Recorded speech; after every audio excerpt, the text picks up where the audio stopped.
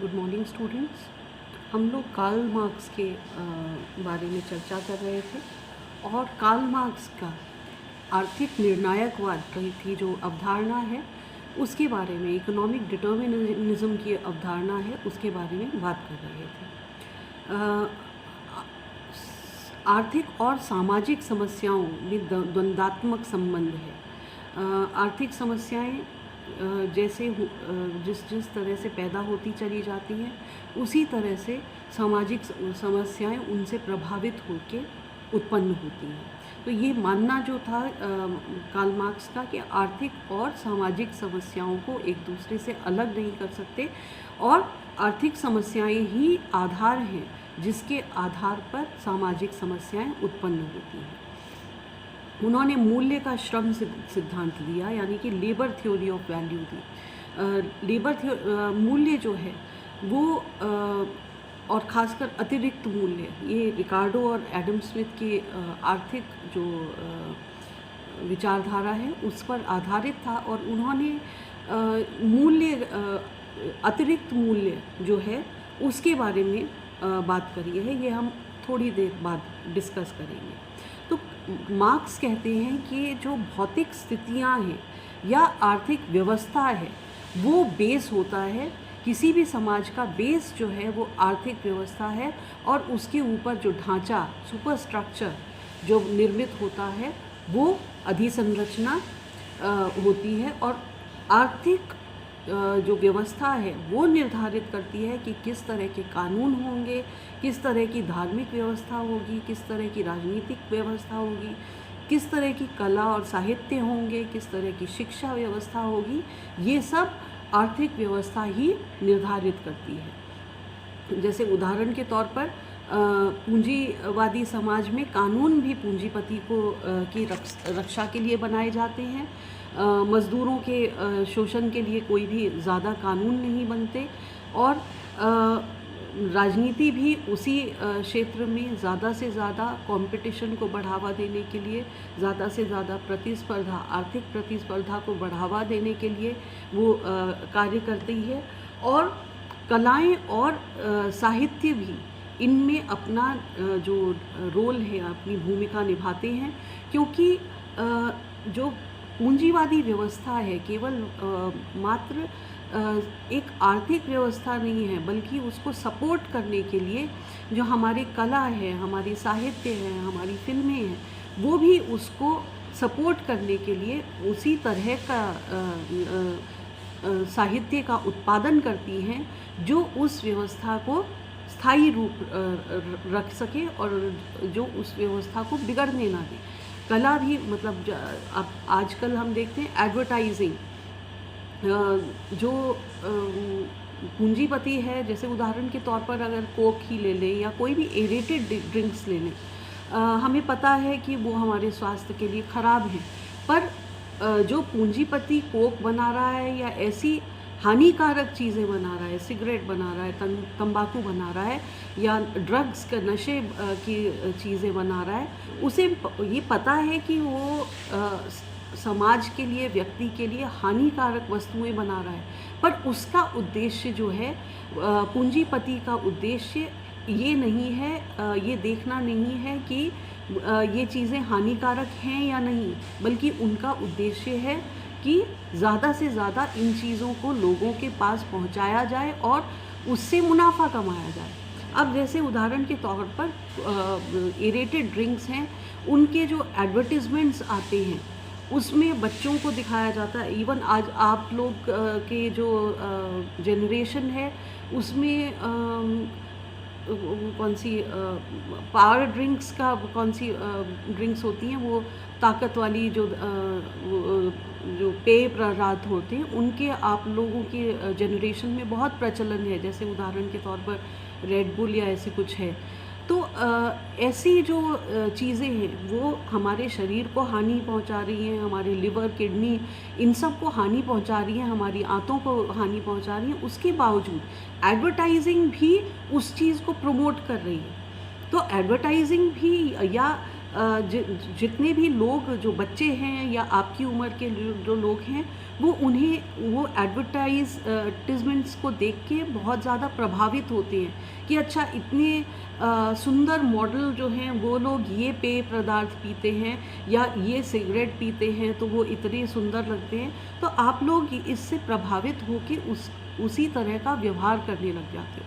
तो कंज्यूमर सिर्फ आपकी ही जनरेशन की बात नहीं है, कंज्यूमर इन जनरल जो उपभोक्ता है उसको किस तरह से प्रलोभन दिया जाए उन चीज़ों को खरीदने के लिए जिनकी उन्हें आवश्यकता भी नहीं है, उनको वो बिल्कुल मूल आवश्यकता बनाने के लिए। अब आप लोग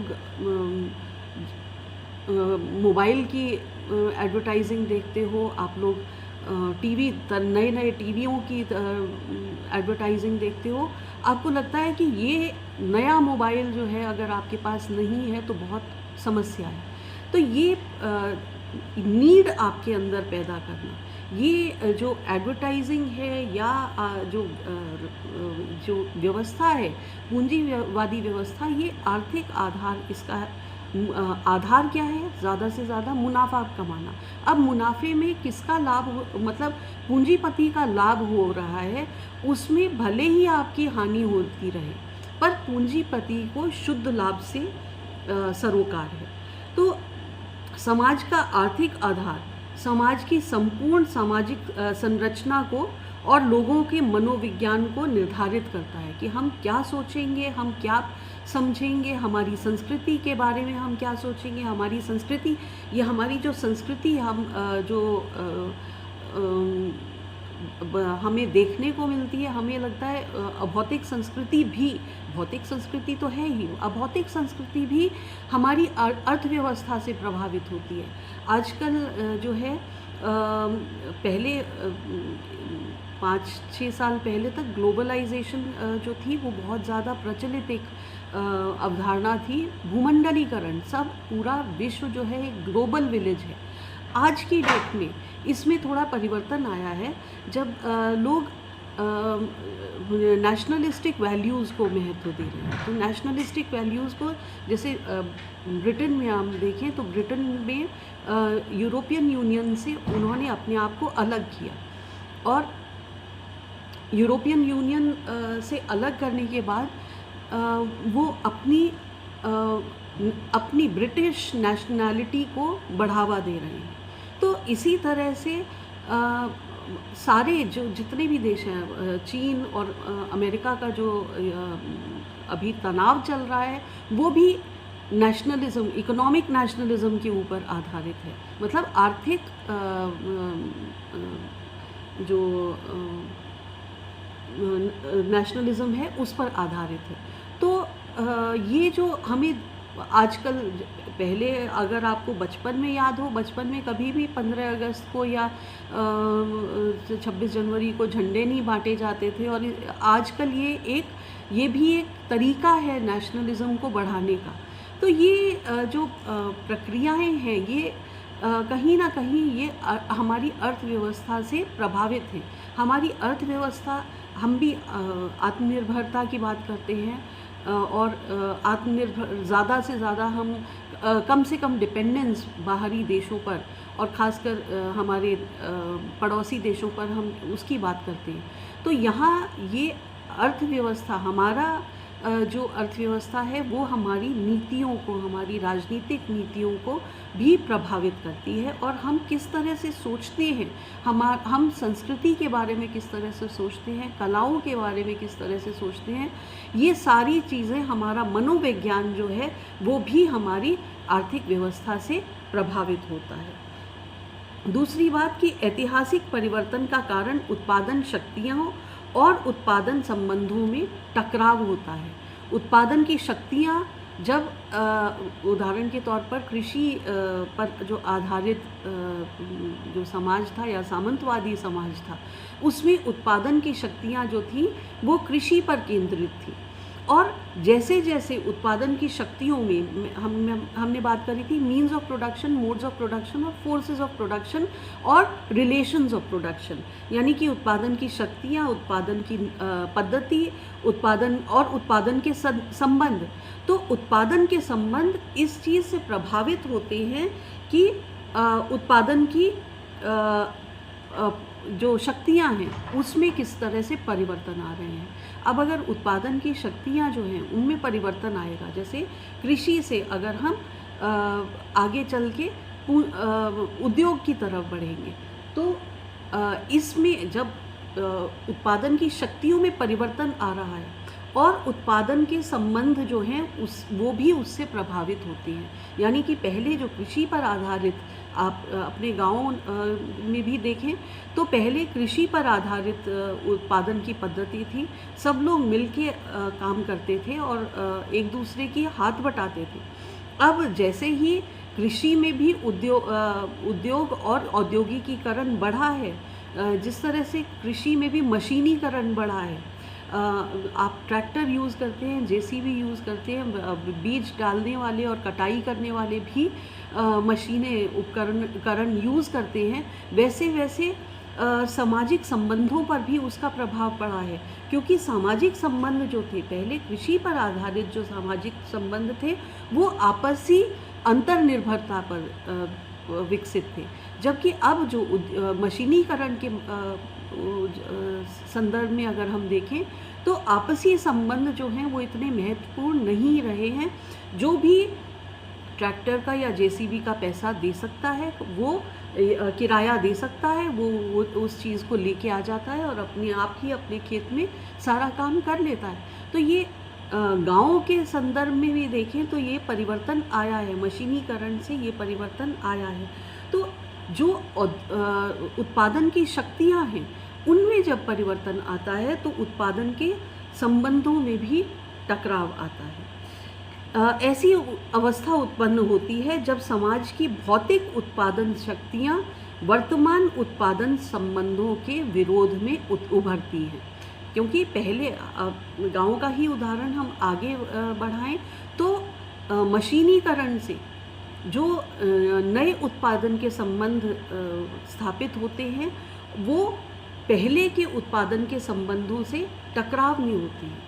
पहले के जो उत्पादन के संबंध होते थे उसमें जजमानी व्यवस्था प्रचलित होती थी, यानी कि आप किसी को कुछ जजमान के रिलेशंस होते थे, यानी कि आप किसी को अपनी सेवाएं, कुछ सेवाएं प्रदान करें, बदले में आप उनसे कुछ सेवाएं प्राप्त करें।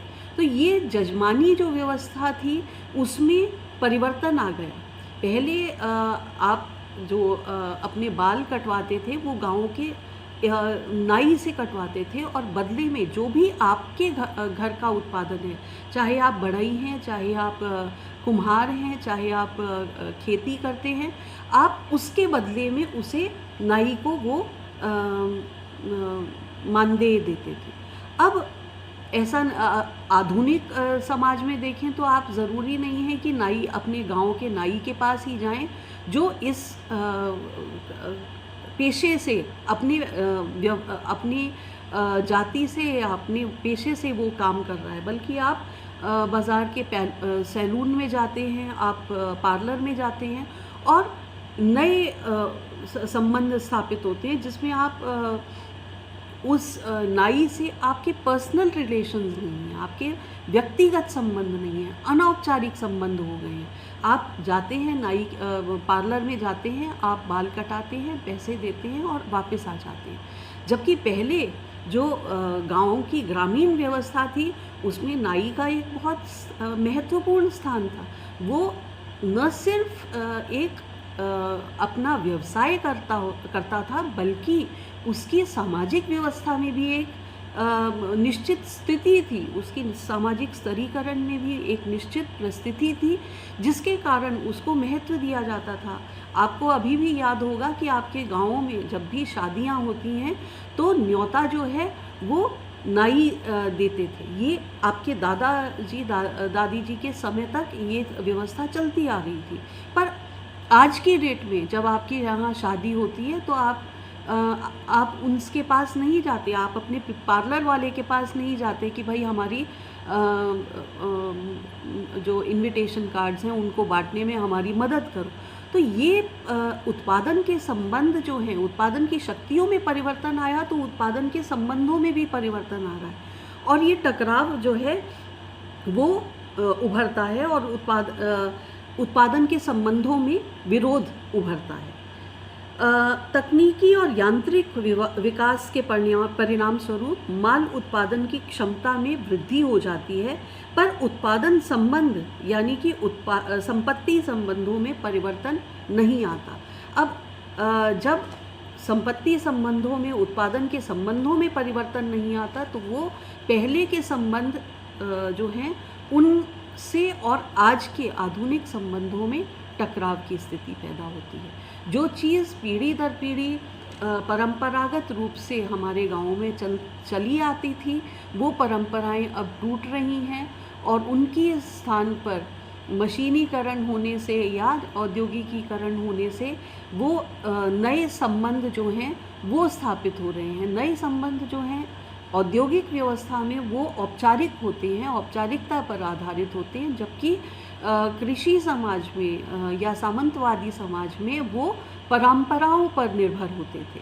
तो ये जो हमारी जो सामाजिक व्यवस्था है, हमने देखा कि किस तरह से वो हमारी आर्थिक व्यवस्था, जो उत्पादन की शक्तियों में परिवर्तन आता है उससे वो भी प्रभावित होती हैं। सामाजिक जीवन जो है, राजनीतिक जीवन, इसी तरह से एक बार हमारे जो गाँव में ग्रामीण जाति व्यवस्था का ढांचा जो है वो अगर अलग उसमें परिवर्तन आ गया तो फिर हमारी राजनीतिक जो ढांचा है उसमें भी परिवर्तन आता है। गाँव में भी जो पंचायत होती है उसमें भी अब जो है पहले परंपरा के हिसाब से आप अपने सरपंचों को या पंचों को चुनते थे।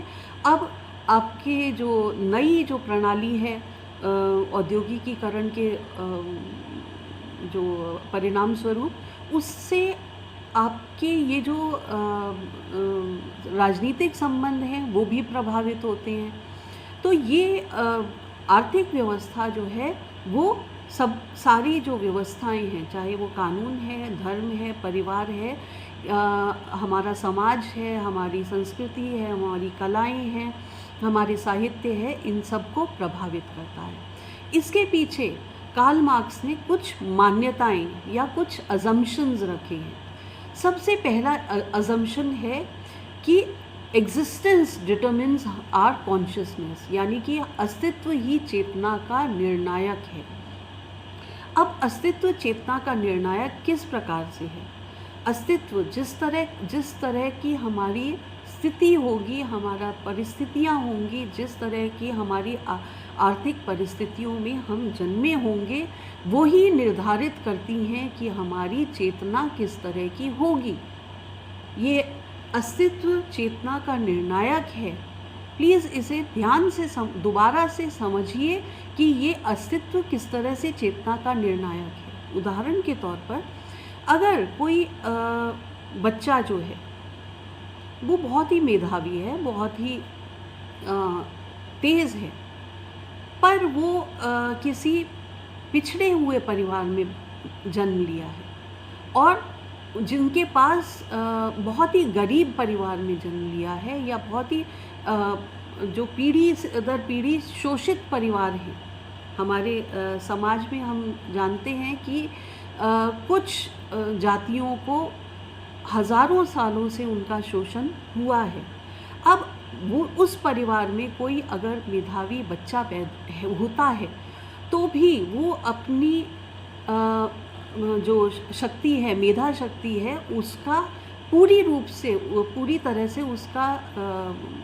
उसको नहीं यूटिलाइज़ कर पाता, क्योंकि उसके जो मेन जो आवश्यकताएं हैं, उसकी जो रोटी, कपड़ा और मकान, उसकी जो आवश्यकताएं हैं वो पूरी नहीं हो रही हैं। इसलिए वो उससे ऊपर शिक्षा और प्रतिस्पर्धा, उसके बारे में वो सोच भी नहीं पाता। जबकि कुछ जो परिवार जो सक्षम हैं, अपर क्लास के जो परिवार हैं, वो उनका जो सोचना है, उनकी जो सोच है, नेचुरली जो उच्च वर्ग है उसकी सोच रोटी कपड़ा मकान तक सीमित है ही नहीं, वो उससे ऊपर ही सोचेगा। रोटी कपड़ा और मकान उसको गिवन है।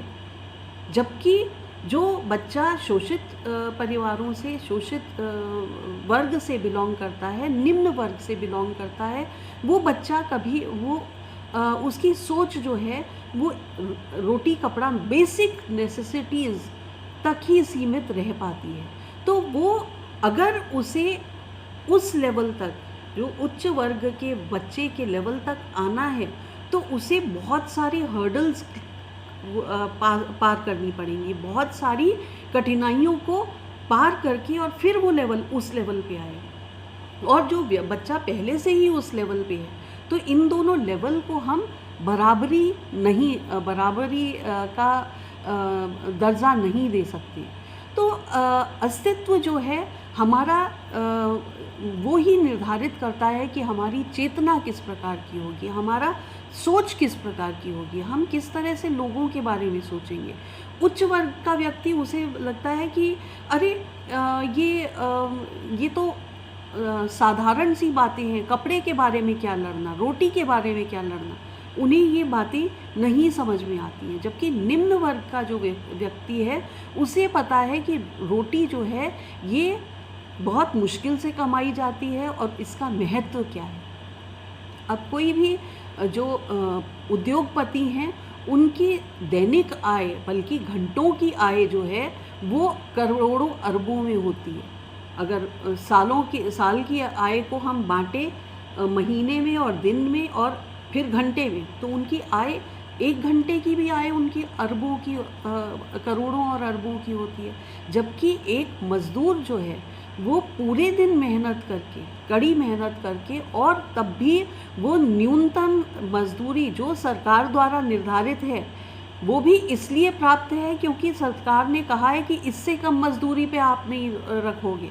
नहीं तो अगर जो शोषक वर्ग का बस चलेगा तो वो उतनी भी मजदूरी नहीं देगा। तो वो मज़दूर जो है वो दिन भर मेहनत कर रहा है और उसे न्यूनतम मजदूरी मिल रही है। जबकि एक व्यक्ति जो है उसे अपने एक एक घंटे का करोड़ों मिल रहा है। तो ये जो डिस्पैरिटी है, ये जो फ़र्क है, वो जो अमीर है वो अमीर होता चला जा रहा है और गरीब जो है वो गरीब होता चला जा रहा है। तो ये भेद जो है ये बढ़ता चला जाता है।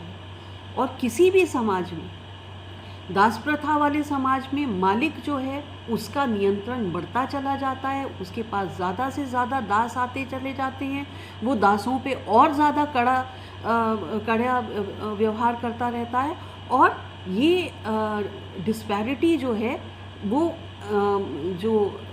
और दास जो है वो क्योंकि स्लेव है, वो उसके खुद के कोई अधिकार नहीं होते। दास प्रथा वाले समाज में दास के खुद के कोई अधिकार नहीं होते थे, वो अपने मालिक की संपत्ति होता था। तो ऐसी स्थिति में वो अपने बारे में कुछ भी नहीं सोच सकता था, अपने दैनिक जीवन के बारे में, अपनी पसंद नापसंद के बारे में, अपने किससे वो प्रेम करे, किससे वो बात करे, किससे वो, ये सारी चीज़ें वो नहीं सोच सकता था। ये शोषक व्यवस्था हम सामंतवादी समाज में भी ऐसा ही कुछ देखते हैं। सामंतवादी समाज में सामंत जो था वो मालिक था, भूस्वामी था, और उसके जो किसान थे, मजदूर किसान थे, उनके पास कोई भी अधिकार नहीं थे। वो सामंतों से बंधे हुए थे, जुड़े हुए थे, अपनी जागीरों से जुड़े। सामंत जो हैं उनके नीचे, उनकी जागीर में रहने वाले जितनी भी उनकी प्रजा थी वो उस पर अधिकार रखते थे। तो ऐसी स्थिति में जो सामंत थे उनका नियंत्रण जो अपनी प्रजा पर बहुत ज़्यादा था। इसी तरह पूंजीवादी समाज में भी हम देखें तो पूंजीवादी समाज में भी जो